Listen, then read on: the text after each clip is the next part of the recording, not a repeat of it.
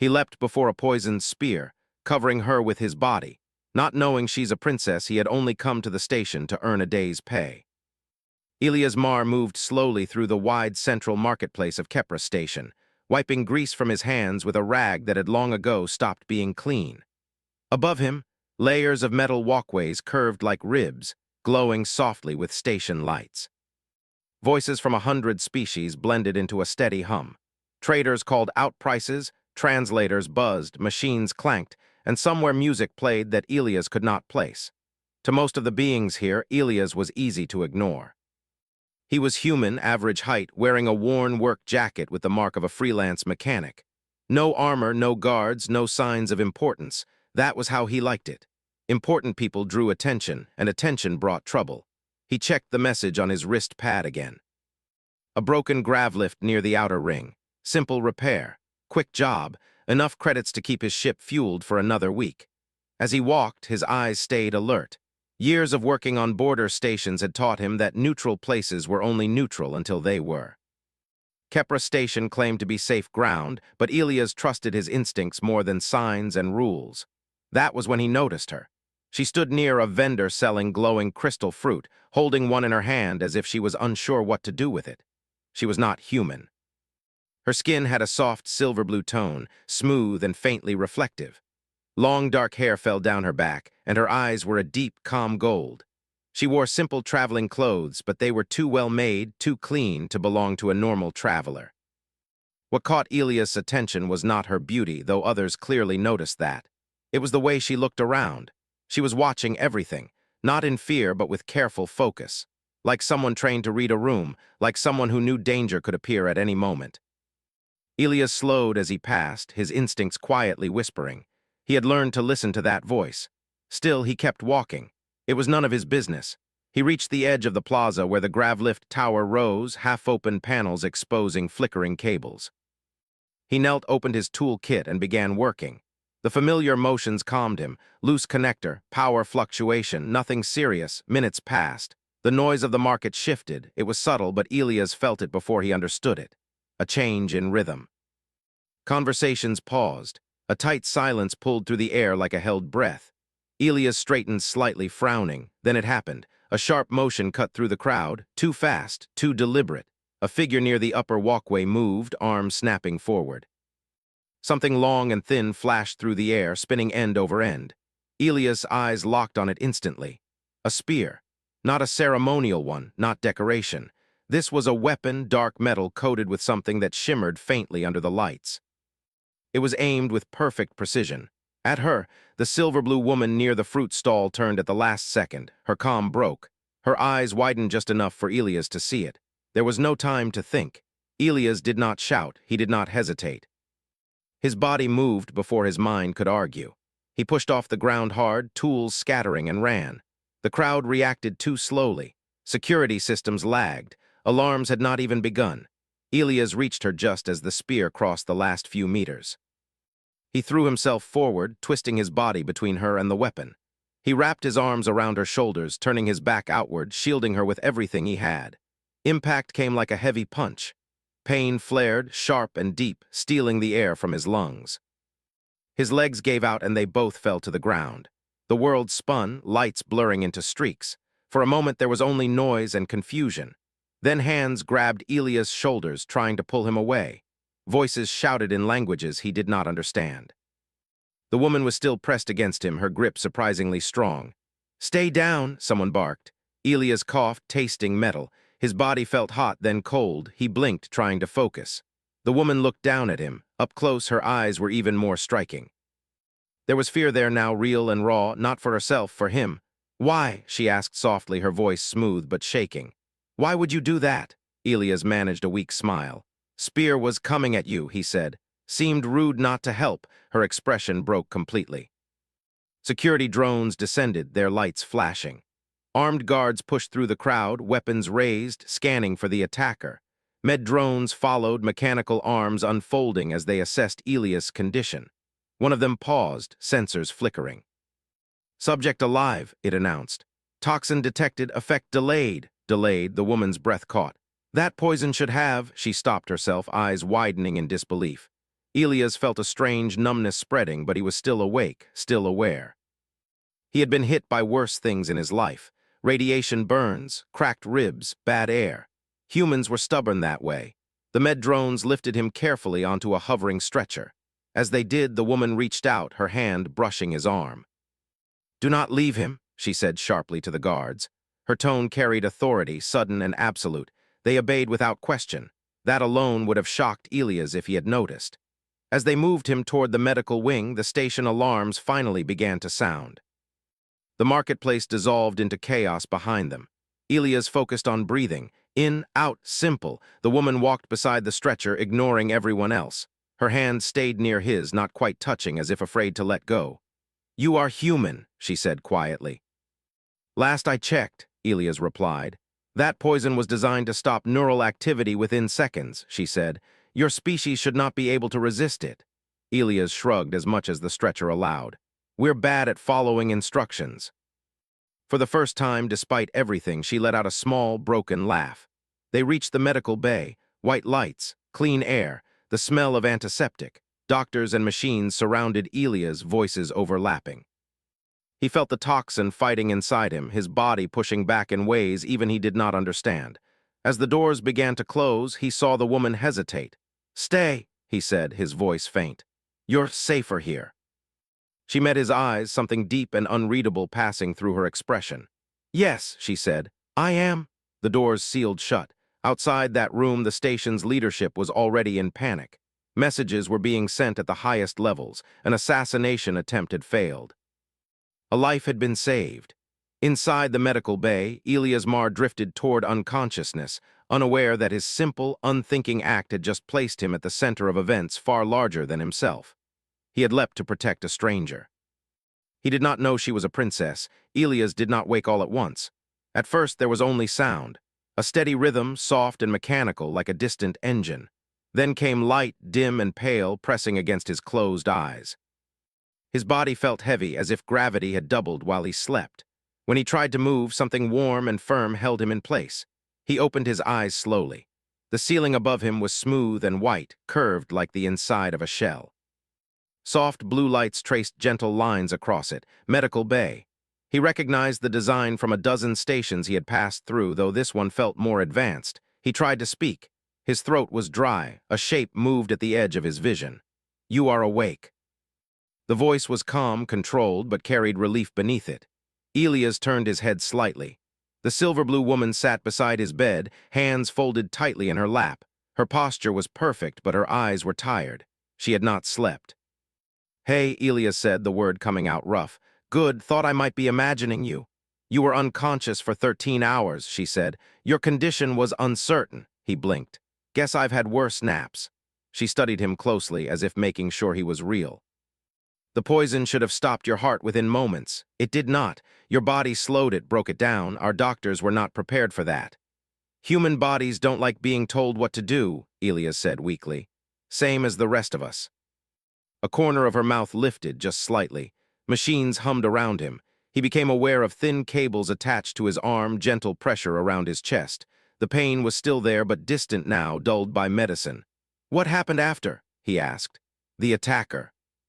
Her expression hardened. "Escaped, but not without consequence." That tone again, authority. "Wait," Elias frowned. "You talk like someone important." She did not answer immediately. Instead, the doors to the medical bay slid open.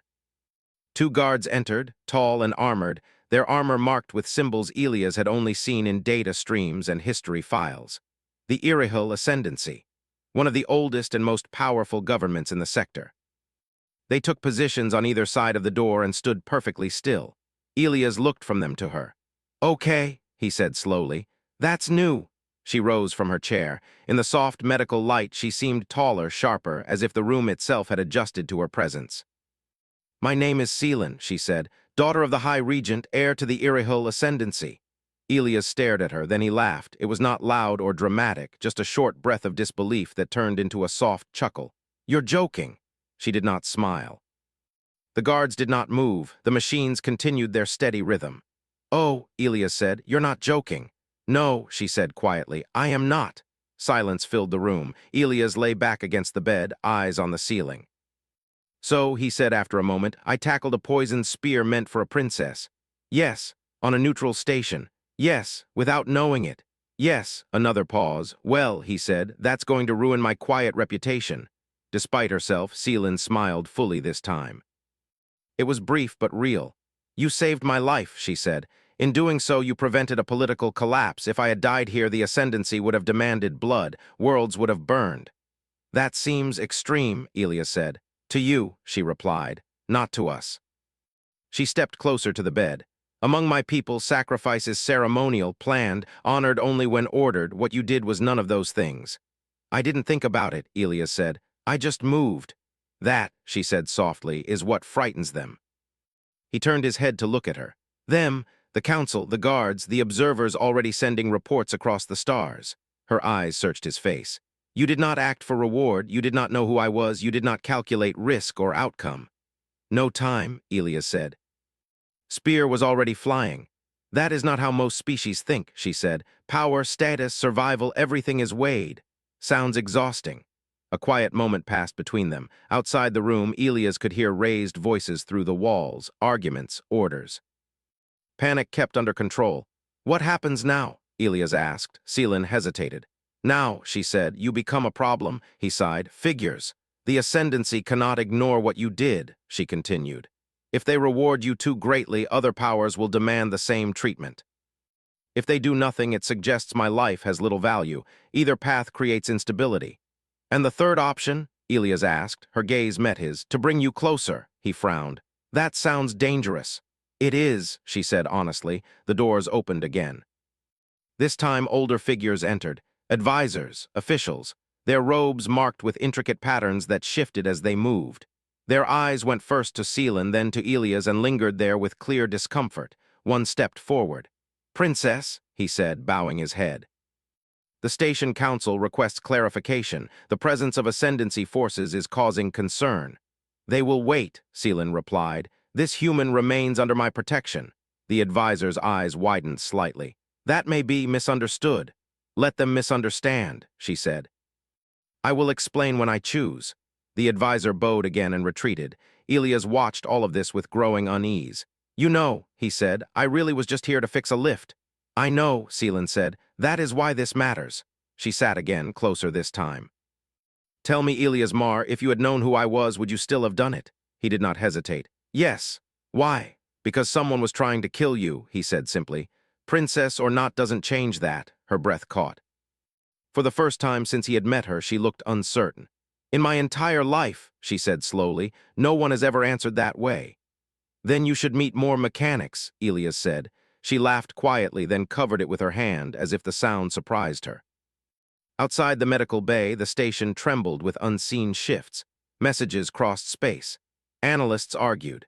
Leaders watched recorded footage again and again. A human leaping without armor, without pause, without reason they could measure. Inside, Elias rested, his body slowly healing. He had no idea yet, but the galaxy was already changing how it spoke about humans, not as weak newcomers, but as something far more unpredictable. Elias healed faster than anyone expected.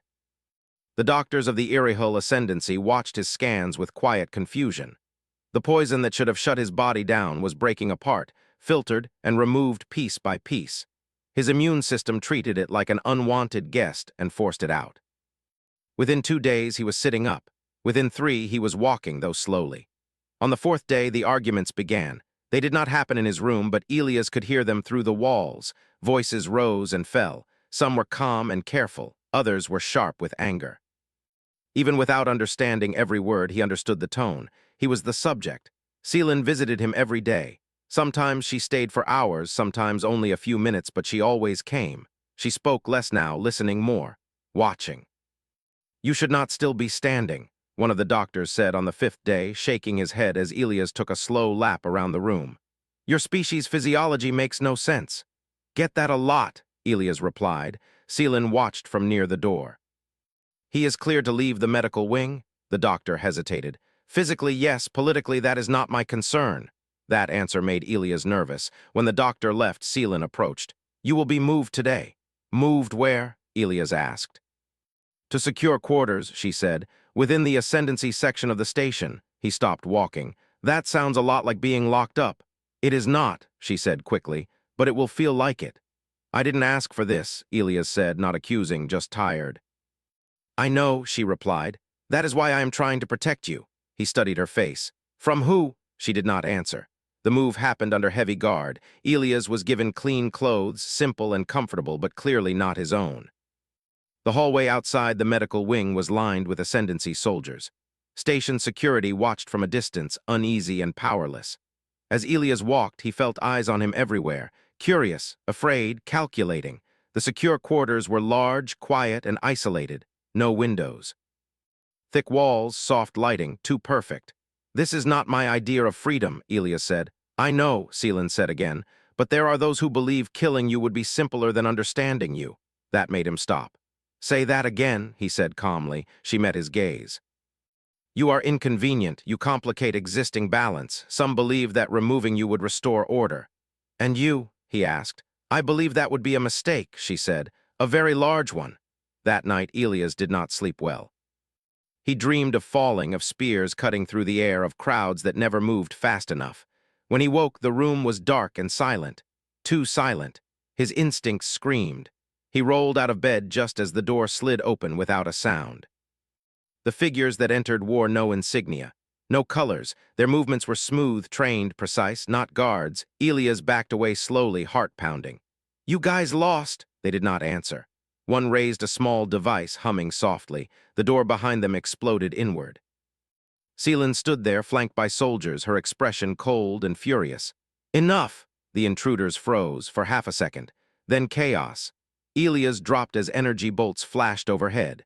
He crawled behind the bed, grabbing the heavy metal frame and tipping it forward. It crashed down, blocking the path.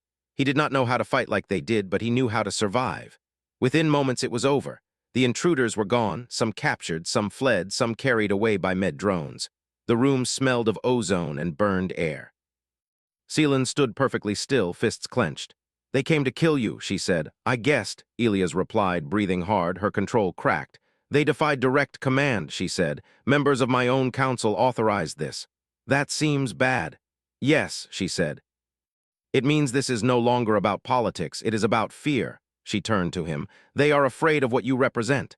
Which is what exactly? Elias asked. She looked at him like the answer hurt. Choice, she said. Uncommanded sacrifice. A being who will step into death for a stranger without orders. That idea terrifies them. News of the attempt spread fast. Not officially. Officially, nothing happened. Unofficially, whispers crossed the station and then the stars. A human civilian had survived poison. Had disrupted an assassination, had been targeted again and lived. Other species paid attention. Delegations requested data, medical samples, interviews. Seelan denied them all. He is not a specimen, she said. He is a person. That statement alone caused shockwaves. Elias noticed the change in how guards treated him. Less distant, more respectful. Some nodded when he passed. Some avoided his eyes. One stopped him in the hall. My brother serves on the outer fleets, the guard said quietly. He said humans fight even when retreat is logical. Elias shrugged. Sometimes logic gets people killed. The guard thought about that, then bowed slightly and walked away. That evening, Seelan found Elias standing near the sealed window wall, staring at nothing. You could have left, she said, after the first attack. So could you, he replied. She joined him. If I leave, others decide the story. If I stay, I can shape it. He nodded slowly. That's the difference between us, I think. I just react, you plan. And yet, she said softly, your reaction changed more than any plan I have ever made. She turned to face him fully. Elias Mar, the council will meet tomorrow. They will decide what you are. That sounds uncomfortable. It is, she agreed, for them. He looked at her, really looked. Beneath the titles, the power, the pressure, she was tired, carrying more than anyone should. You don't owe me anything, he said. She shook her head. You are wrong. I owe you the truth. She took a breath. If they decide you are a threat, they will try again. If they decide you are a symbol, they will use you. Either way, your life will not be your own. And what do you want? Elias asked. I want you to be free, she said, and I want the galaxy to learn something from you. He smiled faintly. You really should have picked someone smarter, she smiled back. No, I picked the right one. Outside the secure quarters, ships adjusted course. Messages changed tone. Analysts rewrote reports. Humanity was no longer just another young species. It was becoming something else. The council chamber was larger than Elias expected. It was not built to impress with size alone, but with distance. The ceiling rose high and curved inward, covered with slow-moving light patterns that shifted with sound and motion. The floor was smooth and dark, reflecting every figure that stood upon it. Seats circled the room in wide arcs, each one holding a member of the Irihel High Council. Elias stood at the center. No chains, no restraints. That fact alone made several council members uncomfortable. Seelan stood a short distance behind him, not on the council floor, but not outside it either, a position that meant everything and nothing at the same time. Elias kept his hands relaxed at his sides. He felt exposed, but not afraid. This was not a spear flying through the air. This was slower, sharper. One of the council members leaned forward. His skin was pale gold, his eyes narrow and old. "Elias Mar," he said. "Human, civilian, mechanic, you interfered in matters beyond your understanding." "I interfered with someone getting killed," Elias replied calmly.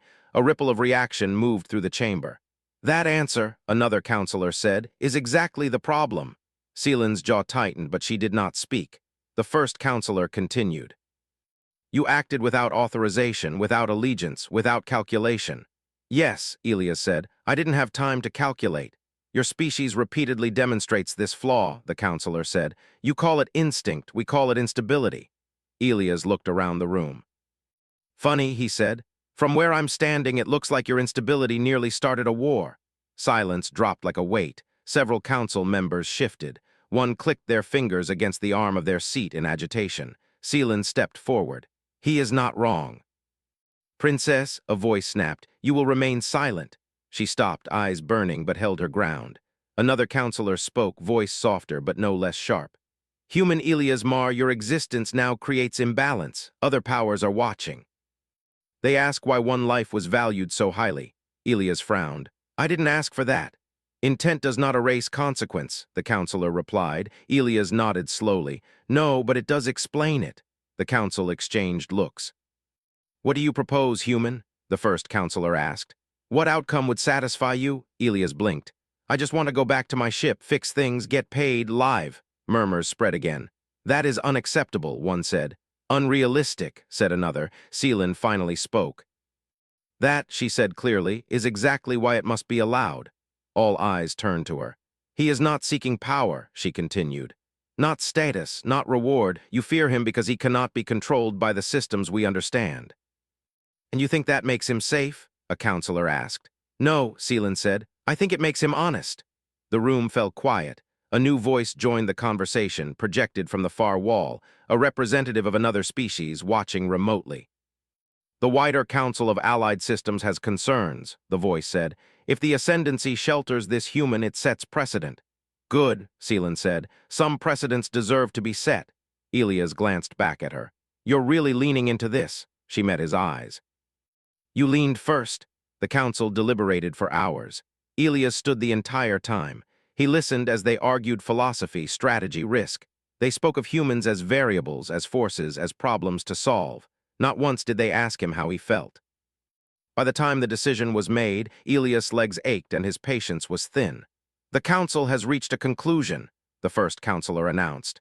"Elias Mar will not be detained nor executed."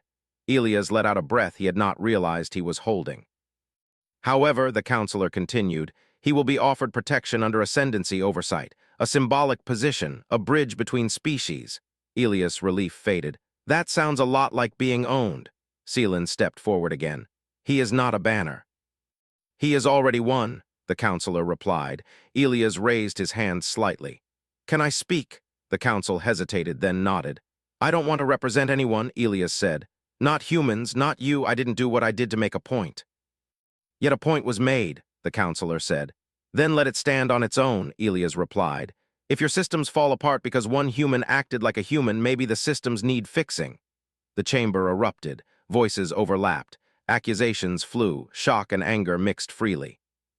Seelan watched Elias with something like pride and fear combined. Finally, she raised her voice, sharp and commanding. "Enough!" Silence snapped into place. "You want to know what he represents?" she said. "He represents a truth we have avoided, that life has value without rank." That sacrifice does not require permission. She turned to Elias. If you walk away now knowing what you know, would you still do it again? Elias did not hesitate. Yes. The council saw it then, not defiance, certainty. The decision changed. Elias was allowed to leave the station. No escort, no title, no obligation, but the cost was high. The Ascendancy issued a public declaration. It stated that any species capable of instinctive self-sacrifice would be recognized as an equal moral power, regardless of military strength or age. The galaxy reacted. Some celebrated, some panicked, some mocked it. Humanity was no longer small. Elias returned to his ship quietly. No crowds, no speeches, just Seelan at the docking bay. You could have stayed, she said. I know, he replied. She hesitated. I will not forget this. Neither will I, Elias said. She offered her hand. This time he took it. As his ship lifted away from Kepra's station, Elias felt something settle inside him. He had not changed the galaxy on purpose. But it had changed anyway. Far across the stars, reports were rewritten. Human profiles updated. New warnings added. Humans were unpredictable.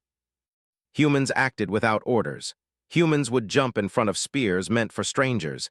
Elias Mar thought his life would return to normal. That hope lasted exactly 3 days.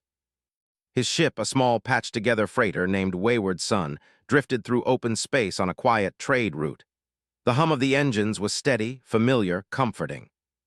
Elias sat in the pilot's chair with his boots up on the console, sipping recycled coffee and watching stars slide past the viewport. No guards, no councils, no princesses, just space. Then the message light blinked. Elias frowned and pulled his boots down. He hadn't filed a flight plan with anyone important. He opened the channel expecting an automated traffic notice. Instead, a dozen signals appeared at once. Requests, greetings, priority pings. He stared at them. Well, he muttered, that didn't take long. The first message was from a trade guild he had never heard of. The second from a medical research group. The third from a human colonial council. Then one from a species whose language translator struggled to keep up. All wanted the same thing, to talk. Elias ignored them and shut the channel. He leaned back and stared at the stars again, jaw tight. He had meant it when he said he didn't want to be a symbol, but symbols didn't get a choice. When he docked at the next station, he felt it immediately, the way people looked at him. Not with fear exactly, and not with admiration either. With attention. A human dock worker recognized him and froze mid-step. That's him, the man whispered to a friend. Elias pretended not to hear and kept walking. At a food stall, the vendor refused payment. For what you did, she said simply. Elias left the credits on the counter anyway. In the corridors, aliens paused their conversations as he passed. Some inclined their heads, others stepped back uncertain. No one threatened him. No one attacked him. That somehow made it worse. Days later, the message came that finally made him stop running. It was short, direct, from Seelan, not as a princess. As herself, the meeting place was neutral space. No ascendancy guards, no banners, just a small station orbiting a dead moon. Seelan waited in a quiet observation room, hands clasped behind her back. She wore simple clothes again, like the first time he saw her, no visible symbols of power. You came, she said when he entered. I said I didn't want to be a symbol, Elias replied. Not that I wouldn't answer a message, she smiled faintly. That is still more than most would do. They stood in silence for a moment, watching the moon's shadow slide across the stars. They're changing things, Elias said, because of that declaration. Yes, Seelan said. Trade agreements, military assumptions, diplomatic language, humanity is being reassessed. That wasn't my goal. I know, she said. That is why it works. She turned to face him. Elias, there is something else. He raised an eyebrow. Of course there is. The council believes the moment has passed, she said. They think the story will fade. And you don't. No, she said quietly. Stories like this never fade, they grow. She stepped closer. Other species are already asking a dangerous question, which is, what would humans do if someone they loved was threatened? Elias didn't answer right away. That question, Seelan continued, terrifies them. Elias crossed his arms. Humans aren't perfect. We mess up. We fight. We panic. Yes, she said. But you also step forward when others hesitate. She took a breath. I am asking you for one last thing, he sighed. I had a feeling. Not as a symbol, she said quickly. As proof. She explained the plan, a public forum, open, broadcast across allied systems. Not controlled by the Ascendancy, not scripted, just Elias answering questions, living proof that humanity's strength was not conquest but choice. Elias rubbed his face. You realize I'm terrible at speeches. That, Seelan said, is why this must be you. The forum was watched by billions. Elias sat on a simple chair in front of a plain backdrop. No flags, no uniforms, just a man in a worn jacket. Questions came from everywhere. Why did you do it? Were you afraid? Do humans always act this way? Are humans dangerous? Elias answered honestly. I didn't think, he said. I reacted. Yes, I was afraid. Courage isn't the lack of fear, it's moving anyway. No, not all humans act the same, but enough of us do. Dangerous, he paused at that one. Only if you threaten someone who can't protect themselves. The feed exploded. Some praised him, some criticized him, some dismissed him as an exception. Then a child asked a question. A young alien barely old enough to speak clearly. If someone throws a spear at me, the child asked, will a human help? Elias felt his chest tight. I hope so, he said softly. I hope someone will. That moment did what fleets could not. Across the galaxy, training manuals changed. Diplomatic protocols shifted. Emergency response doctrines were rewritten.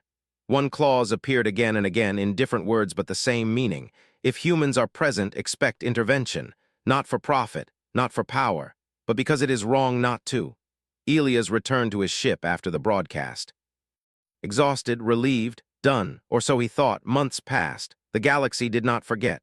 Human ships were invited into negotiations once closed to them. Colonies were treated with new caution, not fear, but respect. And slowly, quietly, something else happened. Other species began to change. Small changes at first. Guards stepping forward sooner. Civilians shielding strangers. Sacrifice becoming instinct instead of command. Seelan watched it all from afar. History would not record her role kindly. Reformers never received clean praise. But she did not care. She remembered the moment a human threw himself in front of a spear without knowing who she was. That moment had revealed a truth empires could not ignore. Elias Mar never became famous. He fixed ships, took contracts, drifted between stars.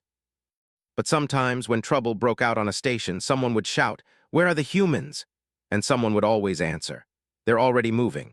The galaxy learned slowly but surely that humanity's greatest weapon was not strength or technology or numbers. It was the simple, stubborn refusal to let someone else die alone.